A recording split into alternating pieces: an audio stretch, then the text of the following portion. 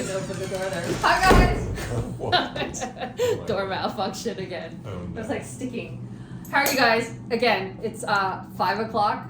We've been doing our stories so late because we've been on these monumental calls. Like honestly, I think we've been on a call since this morning, 10 o'clock. A lot of running around. It's been crazy. So anyways, thank God for calls though. You know why? Because we get to, like I had to go pick Thatcher up, but I was on a call the whole time. I felt bad, but I was like, you can actually work and do that, so it's good. Dude, I was on that call on the way back from the vet.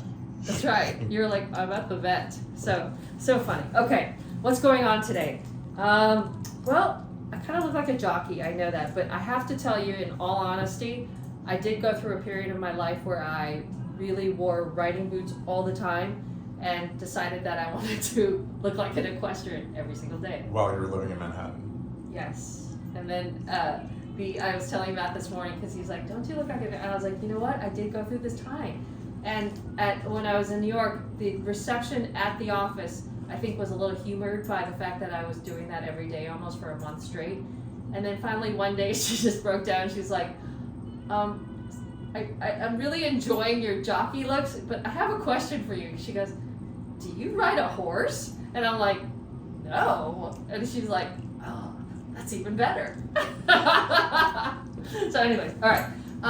Okay, Kathleen Barnes, who posted her on her social, the silver sling with the black tiger. I think it looks pretty cool, right? Yeah. And I think it looks really great with grays. And today I'm wearing gray, like a gray jacket with white and white jeans and black sweater. I love it. It looks so good. And I was just telling everyone in Reels that I feel like metallics are coming in. Like I'm feeling it. And I feel like this is a great color. Well, you have this radar where stuff can be like 18 months out. Right? So how far in the future is this? I don't know. I'm not gonna say. I just know. I smell it. It's like, You know it's coming. I don't know why. Okay. And then let's go through the soft and supple test on this one too. Oh, yeah. It's crazy, right? Yep. How beautiful it is. I love this color. I think it's so elegant because it's not in your face silver. It's got a nice shade and it goes with all the straps. But you know what? I never thought that I would pair it with that, and I just think that looks so cool, right? It's a great combo. Yeah. That's what's so fun about these straps, all these unexpected Yeah, combos. and then people do it, and then I'm like, oh, that's such a good idea. Okay, so I'm gonna take off my sweater because I'm feeling a little hot, or maybe not. Okay, it's like cold and hot. It's so weird. It is. Right? Yeah. Oh, and by the way, I got this really great I'm always looking for a wonderful cashmere sweater. Good price from J. Crew. It's a men's sweater. Again, I always wear men's clothes. There's something wrong with me. I wear either boys' clothes or men's clothes. So this is an extra small in the men's. It's super lightweight. Matt, you might want to get one of these. It's really good price too. Soft. And it's like not too fat, so it goes with everything. And oh my god. And then I have the biggest hack that I'm going to show you guys. This is not a real shirt. Is that a Dickie? It's a Dickie. No way. And I'm going to bring some Dickies in because I'm like, everyone needs a Dickie in their life, right? I hate having these bulky things. One thing I do like is the dramatics of a shirt with the big long, when I have the long ones and I can fold the shirt back so I get the little cuff. But when you don't have that, it's nice because it's, you wear a sweater, it's nice and thick. For those who aren't familiar with the Dickie, It's a collar that you put on. collar only. Yes. And there's nothing else. And I love them. I've been wearing Dickies again since I was little. Because it's so funny, because in Taiwan, when you're young, like, moms want to keep you warm. And so for little kids, you wear these little turtleneck Dickies. And I hated them because they were so itchy. And then I'm like, why am I... Okay, so again, it was a turtleneck Dickie that I had to wear, and then wool tights. And then that was fine. I think it was pretty normal in Taiwan when you're little. But then we moved here when I was 7, and I was dressed like that going to elementary school in Lafayette. Imagine what that looked like. First I had weird food that no one ever knew what it was, because that was like in the late 70s, early 80s. So, very advanced packing of lunch, right? Like, great. Sushi, pot stickers, like amazing food, but obviously no one knew what that was. And they're like, I remember people would make fun of me. They're like, why are you eating a mustache for your lunch? Because of the seaweed. Yeah. And I'm like, because it tastes good, but yeah, you're right. And then my mom would make these really good onigiris, and they look like rocks. So they're like, Irene's eating a rock for lunch, and I'm like, excuse me, you have a sandwich. It doesn't look so good. So no one wanted to trade. No, but I'm like, but then the best part is now I went to school when when you go and help at school. Yeah. Every kid had seaweed in their lunch, right? And everyone had sushi, like from Diablo Foods or from Whole Foods, in their lunch, right? And I'm like, dude, or pot stickers. I'm like, dude, that's a normal lunch. Yeah, but that's a normal lunch for kids now. Yeah. And I'm like, I got made for fun for that, and now every kid has the same, like, way advanced. You're totally advanced user. So anyways, it was funny. And then I would wear these wool tights, but they were really hot. And then I think in Taiwan, I don't think we were running around on jungle gyms and doing all that jazz. So it didn't matter if you had wool tights on. But then here, you're doing all that stuff during recess. So then I would like flip my skirt up, and then I would have these tights on. Like, what is she wearing? Oh, my lord. This is kindergarten? Yeah. See, I was different even from when I was little, right? Wow. I had weird outfits. Still have weird outfits. So anyways, it's just funny. So yeah, the weird outfits has been a long my whole life, and I kind of like it. I like themes. So today this is the jockey thing. The other Mrs. thing, Summers there? No. Okay. No, Mrs. Remember Mrs. What's her name? Facer was there, but not when I was there. Alice started. Oh. She's the oldest, I think, teacher there. Even more than Mrs. Summers? I think they're about the same generation. Yeah, okay. But anyways. After you left. Yeah. So bomber jackets I'm kind of into right now too. So I borrowed this one from Thatcher's closet. Does that fit him anymore? I don't know. I like it a lot. So It looks good on you. Yeah, and I told him I think for boys, the new blazer is actually a bomber jacket. Like instead of wearing like a navy blue blazer to events, a lot of boys I'm seeing are wearing bomber jackets with a shirt and tie. Anyways, that's what I'm seeing. I'm like, that's a cool look. Interesting. Yeah, because it's like athletic, but not. So, interesting. Okay. Thank you guys for all the questions about the blue sling.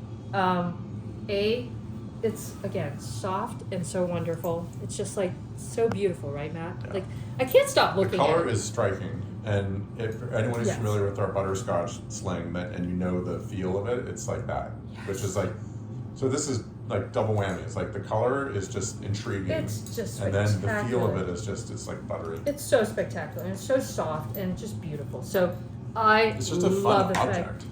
You know? It's just a beautiful, and you're right, the color and the color against the silver. I mean, it's just these colors are like, Mac, do you mind doing a pan of all these colors? Look how beautiful they are. So people were asking, hey, can you spend more time pairing the blue sling bag? And I said, yes, of course I can. I think what's fun about this blue is to play blue on blue, especially especially for spring, summer coming up. I always love shades of blue. I love blues with khakis too, so I think those are really nice colors together. So that's why I think the beaded strap is actually perfect for this. So like, look at how nice that is. So doing the tan with the blues, I think that's really cool. And then I love the square pattern one. I think this one's super cool with that, because I think this really, that little French blue in the middle pops and it brings in the color. Yeah, I think this one really is nice. actually a really that's a really good pairing. Right? That's a really good pairing. The Y pattern is really show that beautiful. one again. That one's really good. Yeah, I think both of these, because they have the French blue. Got that. Yeah. Look how nice that looks, on that. right? That's really good. And I love this one too. I think that looks great too. Mm-hmm. So these are really good. And of course, this one is the magic strap, the geometric. I use this all the time. Fantastic with that too. Wow. Look how beautiful that is, right? Yep. So I think those are all really good pairings with it. And then again, if you want to do a crossbody in the fabrics, of course, the square pattern again, the blue on blue, like that's so fun. I love that. I also love the modernist strap with it too. That's a oldie but goodie, but always perfect with anything, which is the weirdest strap. It just goes with everything. And then if you want to do a little pattern, I think this one is good if you want to do just like more of a summery kind of feel. Yep. It's really nice. And then actually when we were out here, we were playing with it. The tiger looks kind of cool with it too. So these are all really fun that's options. the khaki you're talking about. Yeah, and I think it's just really fun options to play, and I think it's just like, this is a great, great bag to add to your repertoire. It's just great, really.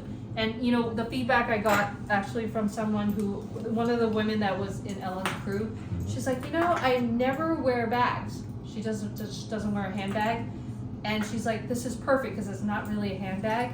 It's like hands-free, but it like fits everything that I own. So I was like, that's so cool. And she's actually been posting. She's so cute. She's in Mexico, and Evie, hi.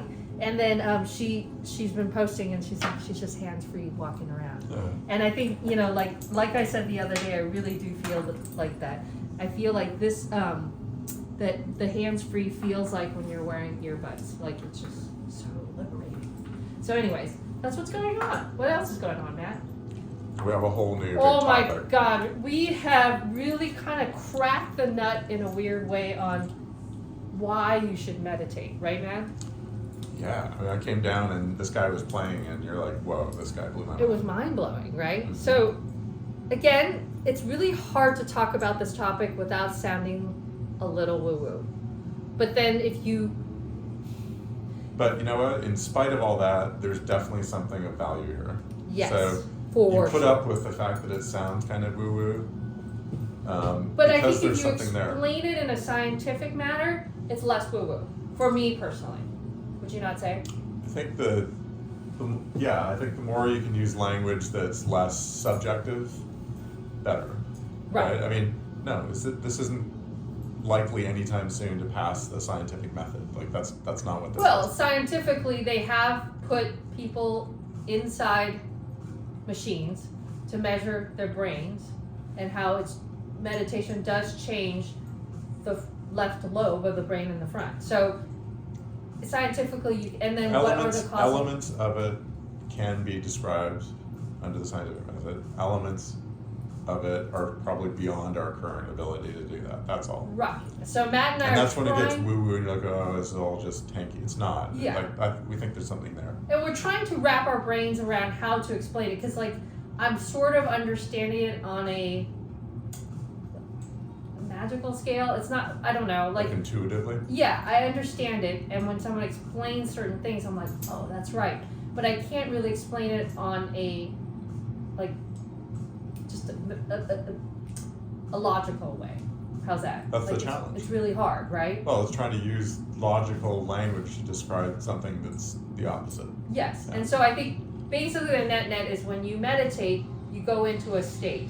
When you go into this state, you're actually changing the how your brain looks under, after a while. So you could really, it's plasticity, and it actually changes how your brain actually, the muscle of your brain. You're physically changing Yes, the nature of your brain. yes, and how it looks inside, so that's interesting.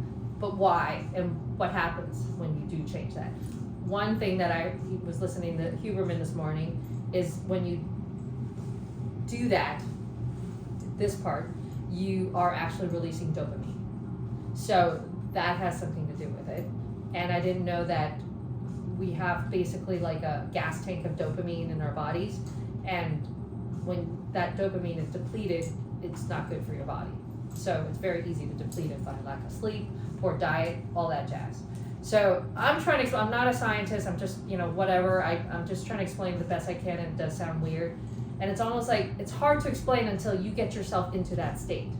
And then once you're in that state, you constantly want to revisit that state, which is what's so interesting. So I've been now... I think the thing is, because I'm trying to describe what we both found really interesting about this morning, which was, you have stuff like, what was it called? That's better explaining these No. logical things. What was that called? Not the gift. The force field? No, the Oprah thing. The secret. The secret, which is also just a repackaging largely of the, like the power of positive thinking, and then there's a book from 100 years ago that's basically based on. But it's like this notion of manifesting things out of the universe, which has never really Explain. resonated with us. Like it's, No, it's too I magical. don't think that just wishing something to, like, that's not the work. Correct. Right? So like that, like the way that he described it today is the same concepts, but the way he described it to me was much more compelling. And I think Right. that you So really this whole like that concept too. of manifesting, and like for me, even when we were doing the crystals, like it is really, for me, it's really, I do sense something with like a clear crystal, and if you put your intentions into it, it's part of your goal setting, and you're manifesting whatever it is that you want to try to achieve. That sounds magical. What is interesting is, I mean, he grounded it down by like, look, when you wake up and you're gonna get in your car and you're gonna go somewhere, Yeah. it's like you picture that in your head before you do it, and Yes. then it becomes real. and then you do it. So it was more that kind Yes. of thing. So, So it's like putting having yourself. these things that you would like to achieve, but it's always top of mind, whether it's through the crystal, through whatever modality it is. I think And that's what actually makes because there's a lot of stuff I've been seeing for years too with athletes. You've been seeing this too, where Yeah, they where they utilize visualize. visualization. Yes. So I think it's related to that too, where it's like they're visualizing mind. winning that race, getting on the medal ceremony, and all this kind of stuff, and then Yeah. in that sense they're manifesting it because Yeah. they keep putting themselves. It's hard to- It's without, top of mind, without, like- without being a magical thing. It's I like know. they're projecting themselves into that. But there's power reality, to having right? that be constantly on your mind, because then I guess what it is now we're sounding woo again. But when we do that, you're attracting things that are related to whatever your goal is too.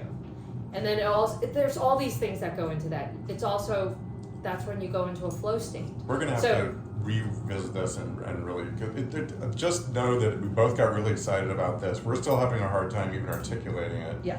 Because we've been sort of orbiting around these ideas, but this guy spoke to us in a way that we're like, oh, okay, that's we still have making to a break lot it more down. sense. Yeah, Yeah, but there's so much there that I just wasn't able to absorb it all. I think there's science involved. I think there is. I think when you could actually explain it in a logical way, that's when you could really make it a powerful tool for most people. Yeah, so I think we'll work Yeah. on Sorry, explaining I it. don't think we're very good at explaining it. If we can only communicate that, Namaste. if we can only communicate that we've had a bit of a breakthrough Yeah.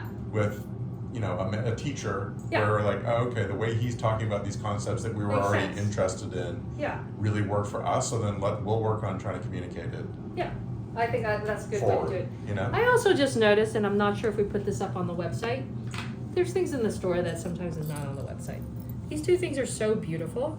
This is the horn with the little bit of turquoise, and this is the tiny little crystal. These are so cute. And I would definitely add that to the necklace, the whole necklace chain. That is so cute. How cute is that?